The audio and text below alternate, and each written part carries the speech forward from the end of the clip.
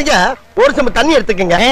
அத தோசைக்கல்ல ஊத்தி அதுக்குன்னு வழக்கமா ஒரு விளக்கமாறு வச்சிருப்பீங்கல்ல? ஆமாங்க. அத அடிப்பக்கமா திருப்பி சரிங்க வரட்டு வரட்டு வரட்டுன்னு ஒரு 4 இழுப்பு இழுத்து சரிங்க நல்லா கழுவி விட்டுருங்க. சரிங்க. ஒரு கிண்ண நிறைய மாவு எடுத்து பெரிய ரவுண்டாவும் இல்லாம சின்ன ரவுண்டாவும் இல்லாம சரிங்க பொதுவா ஒரு ரவுண்ட ஊத்தி 4-5 வெங்காயத்தை போட்டு அள்ளி பொடி பொடியா நறுக்கி அப்படியே மேலாப்ல பரபர தூவி விட்டு சரிங்க ஒரு நீளமான கேரட் எடுத்து அதையும் பொடி பொடியா நறுக்கி சரிங்க அப்படியே மேலாப்ல பரபர தூவி விட்டு சரிங்க ஒரு 16 கரண்டி நெய் எடுத்து சரிங்க அதுல 6 கரண்டி நெய்ய உள் சைடு அப்படியே லேசா விளாவி விட்டு சரிங்க 10 கரண்டி நெய்ய தோசைக்கு வெளி சைடு அப்படியே மேலாப்ல விளாவி விட்டு சரிங்க இட்லி பொடி இருக்கு பாத்தீங்களா அத அப்படியே அள்ளி மலை சாரல் மாதிரி அதை மேலாப்ல பரபர அப்படியே பேய விட்டு சரிங்க பொத்துனாப்ல அப்படி ஒரு பருத்து இப்படி ஒரு பருத்து அழகா மடிச்சு கம கம கமன்னு ஒரு ஊத்தப்பத்தை எடுத்துட்டு